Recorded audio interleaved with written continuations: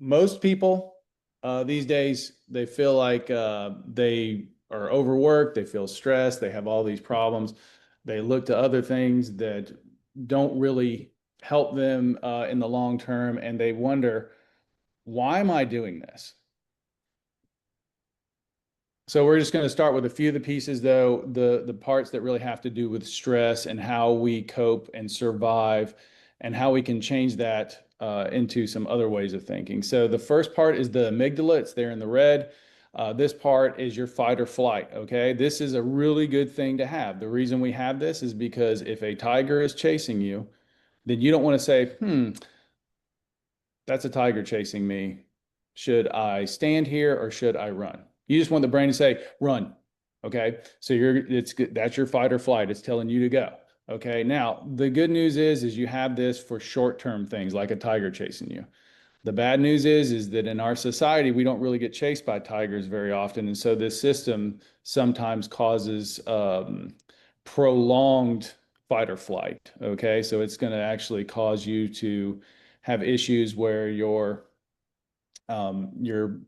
it could be anything from like work stresses to home stresses, PTSD triggers, things that you've had in your past, and then it makes you what we call hyper vigilant. In other words, you're always looking for something to happen, and you don't really get good rest like that. What that then does is that affects the next piece of brain, which is the hypothalamus.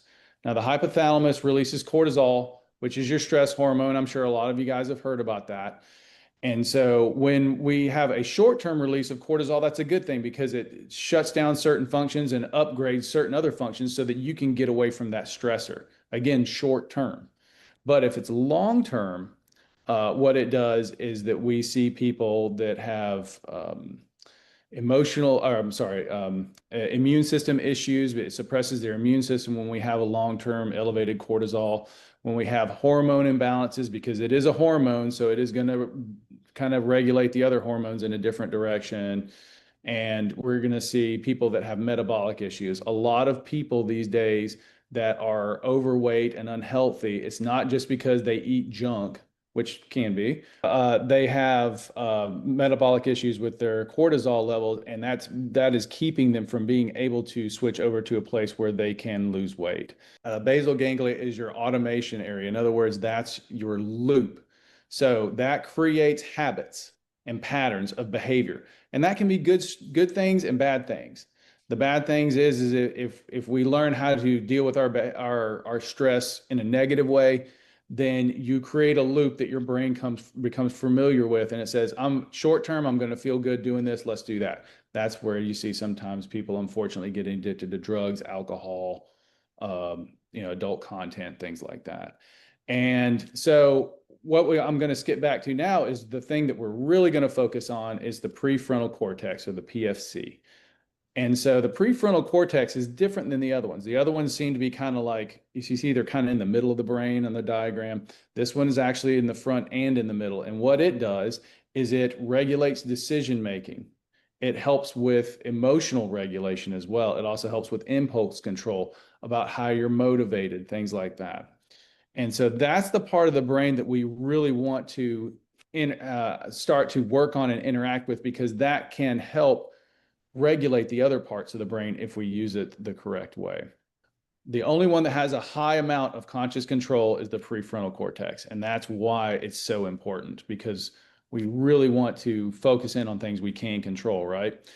So what actually keeps people in these patterns? Well, let's talk a little bit about stress and stress triggers and how it works. Now, there's four main thought processes or drivers that we have when we encounter stress. Okay.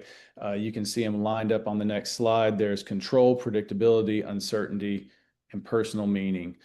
All right. Control is the question there is, can I influence this? Your brain's going to say, can I influence what's going on? Am I stuck at this job, or do I have options? Am I cornered by this tiger, or do I have a way out?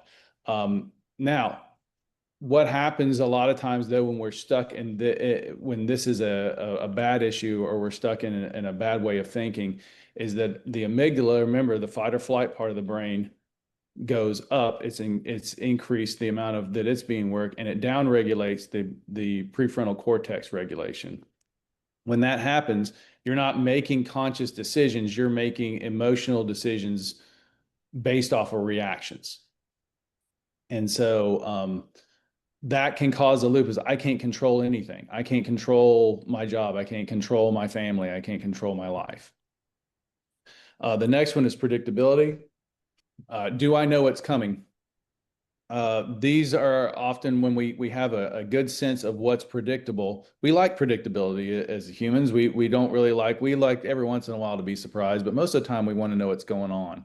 We want to know what our expectations are at our job or in our family. We want to know who's doing what job so that we can plan ahead of time and we can have everything kind of work the way it's supposed to. The big problem with this is if you don't have a high predictability, you're constantly, again, in that hypervigilance of always looking around, seeing what's coming next because I don't know what's coming. And so that, again, causes a lot of stress. And then we go through that whole thing with the cortisol release and all of that. The third one is uncertainty. How will this turn out? The one thing that's not uncertain is math, right? 1 + 1 always equals 2. But we know that that's going to turn out the right way. So we don't have a lot of stress knowing that 1 + 1 equals 2. What we do have a lot of stress with is we're saying, I don't know how this is going to turn out. This is those times when the doctor tells you you have to come in for some tests, and then you have to wait 3 weeks for the diagnosis and things like that, or you're not able to make good decisions based on no good information. And so that uncertainty, again, will cause a lot of stress signaling and things like that. And the last one, and probably one of the more important ones, is personal meaning, because we all look for why we do what we do and how it affects us and what it says about us. So personal meaning, what does this mean about me? Am I a failure? Am I worthy of this job, or am I worthy of this relationship? When this one's not being met, when we don't have that good emotional charge and feeling good about that, if we don't know our identity and we don't know a whole bunch of the things that are going on, we have a bad emotional response a lot of times, and we end up criticizing ourselves and saying, I'm worthless, these people are rejecting me, I'm a failure. And which is a terrible place to be, because what that does is that makes you do things to make yourself feel better in the short term. So the thing is our brains are actually made to recover from this, right? So we have things that we are able to deal with our problems. We have the biggest thing is REM sleep.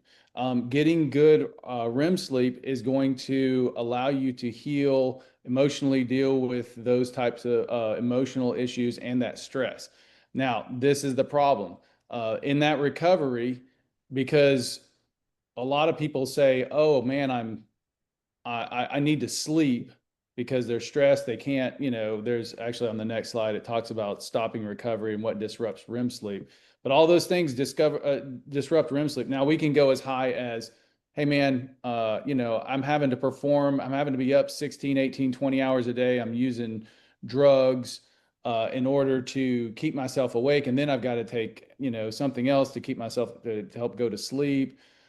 There's all those things. Chronic stress is down there, opioid use, using over-the-counter sleep stuff. I mean, using cannabis, that's a big one. A lot of people say, I need to go to sleep, so they get their marijuana cards in the states that they're allowed. And,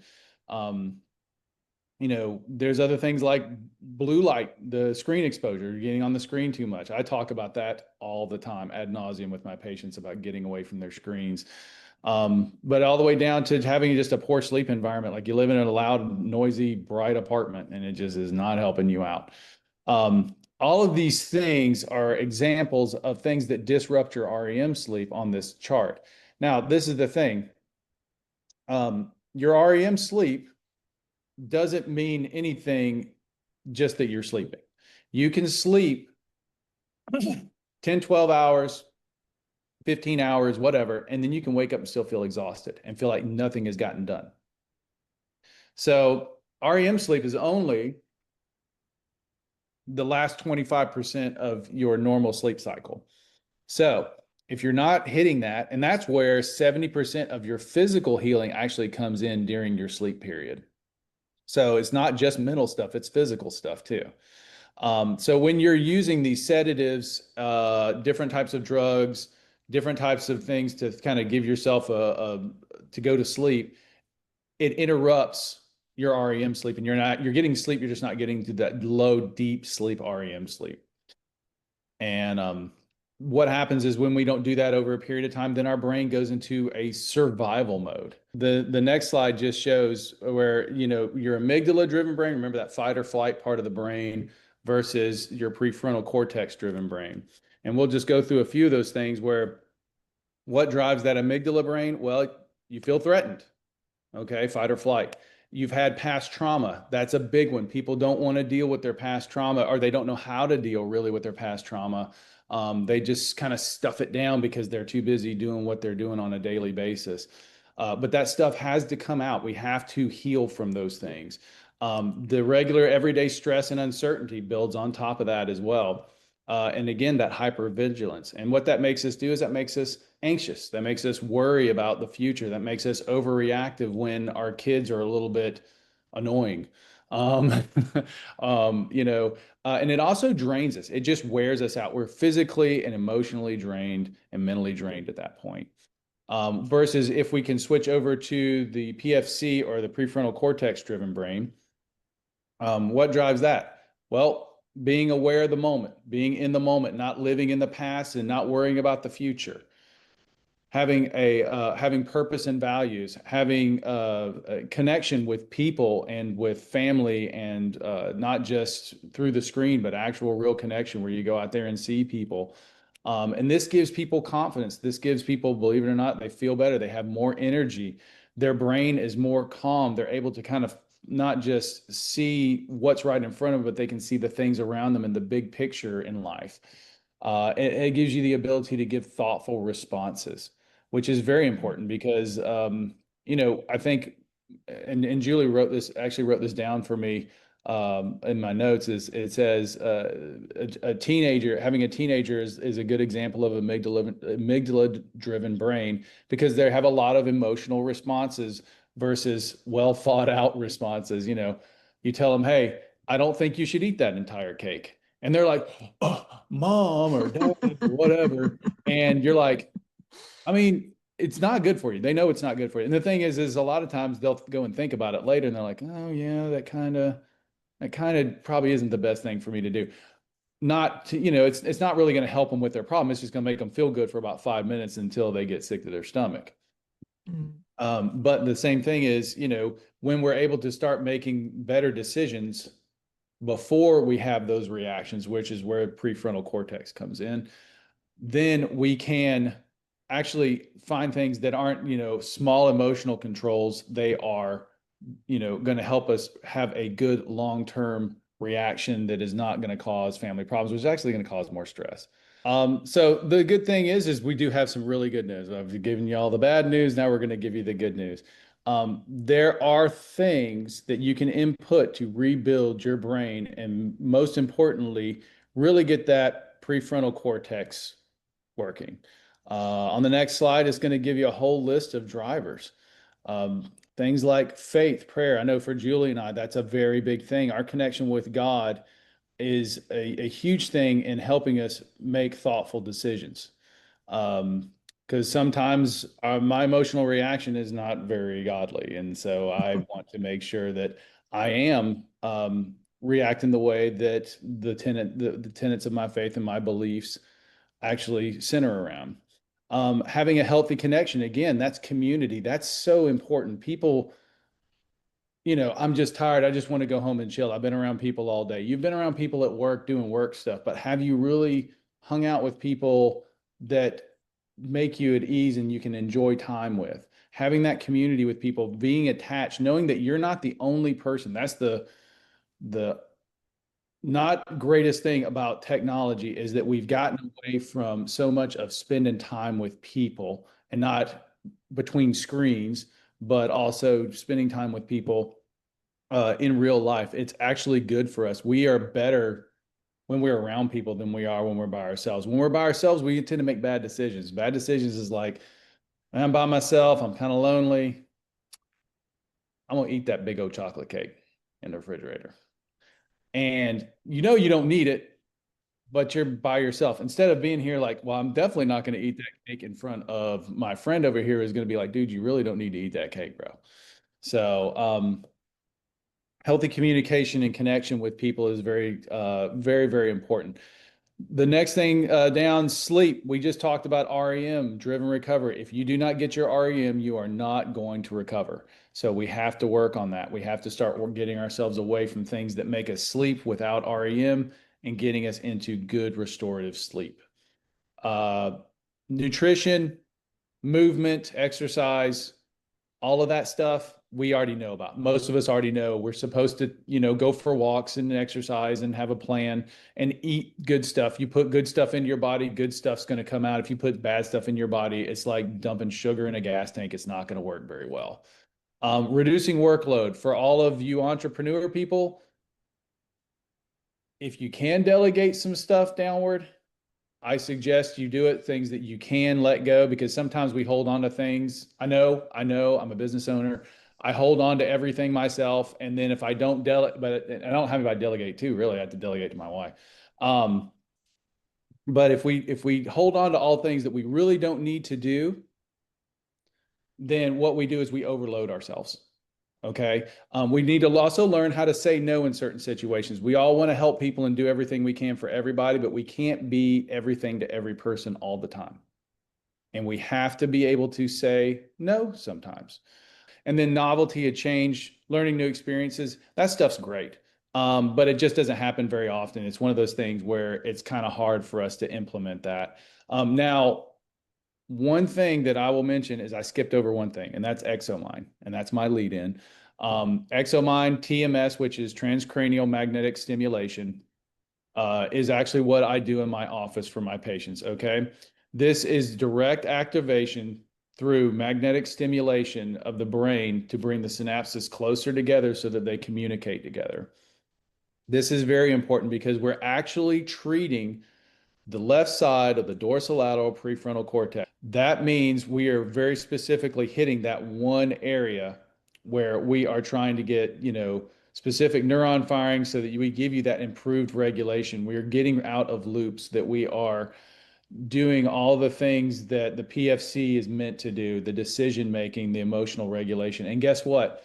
If you look down the right side of that chart, ease of implementation, the thing that has the highest ease, in other words, the easiest thing to do, is the ExoMind, because all you got to do is lay there. You lay there on my table, put on your head, I turn the lights out, you take a nap for 24 and a half minutes, and it does the work for you. Now, these are all the things that can help your brain. Now, once the brain starts changing, what can we do? All right. When we start seeing those patterns changing, what we're going to do is, the next slide over is just shows you real quick. We're stuck on that roundabout. We're stuck on that loop. We're making chronic stress decisions. The basal ganglia, we very seldomly talk about, but just for a little bit, linked up and said, okay, we're just going to create this loop because you're getting short-term relief, short-term relief, short-term relief. The problem is you're not getting off on the right exit. Okay. These things feel like procrastination, that awesome social media doom scrolling that we all get caught in, trying to check out and escape from things. And sometimes that involves drugs and alcohol for some people, or other things. It also leads us to a question, is why do I keep doing these things? Because we know some of these things aren't good for us, right? We know drugs and alcohol, aren't the best things for our bodies. And so why do I keep doing this? Well, that's a really good question. And that's a good question to ask yourself. But what happens is when we start strengthening that and getting that neuroplasticity built up in the brain, through the things that we talked about on the last slide, you're going over to the next slide, which is an exit pops up. So you get off, you start using that dorsolateral prefrontal cortex. The neuroplasticity in your brain is actually increasing. We're building pathways and we're building connections in your brain physically when you increase neuroplasticity. I'm sure you've all heard that term before. That's what it really means. what happens is that you start having a thoughtful control of what's going on. So you're not just reacting to things impulsively. Now you are, okay, do I really need to yell at my kids, or do I just need to say, hey guys, can we keep the noise down? I'm busy with this.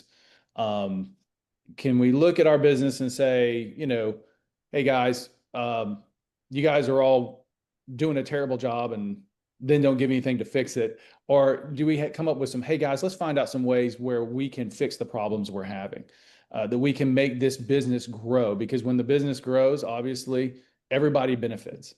And so once you get off on that exit and you start using that brain, and we start building that part of the brain and increasing neuroplasticity, we actually are down regulating basal ganglia looping, which is getting us out of that automatic problem that we're having. And then what happens is we start building new behaviors.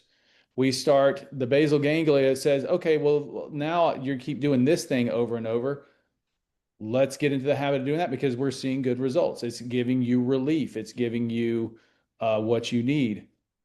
And you're building a healthy loop versus an unhealthy loop. And so with Examine, the next slide is I'll go through this real quick. So we start using Examine to activate your brain. We're increasing that neuroplasticity of the brain. We're reconnecting, we're strengthening connections that are part of our decision-making, our emotional regulation. Our brain strengthens in its function by doing that. And then what that does is, as our brains get stronger, we stop using just emotional controls and impulses and things like that. It leads us into improved cognitive processing. What is the best way to handle this situation versus what is not the best way? And that's important too, because there's a lot of reactions and things that we can do in our businesses and in our lives that are okay, but then we can always find things that work a little bit more efficiently, a little bit better. If we can do that, we can grow, right? Not just grow our businesses, but grow ourselves. When we become better at that, we have more mental flexibility. We're able to process our emotions better. That actually reduces the stress that we're under anyway, because you know what? We're going to have stress. You're going to have stress no matter what you do. But if we can learn to deal with it and reduce it by dealing with it more efficiently and not just pushing it off to the side by using temporary things, then we're going to heal better. We're going to get better. That's going to restore our natural REM sleep. That is going to do even better, because now we don't have to take things that don't let us sleep. And then we have a better functioning brain that actually is able to recover the way it's supposed to.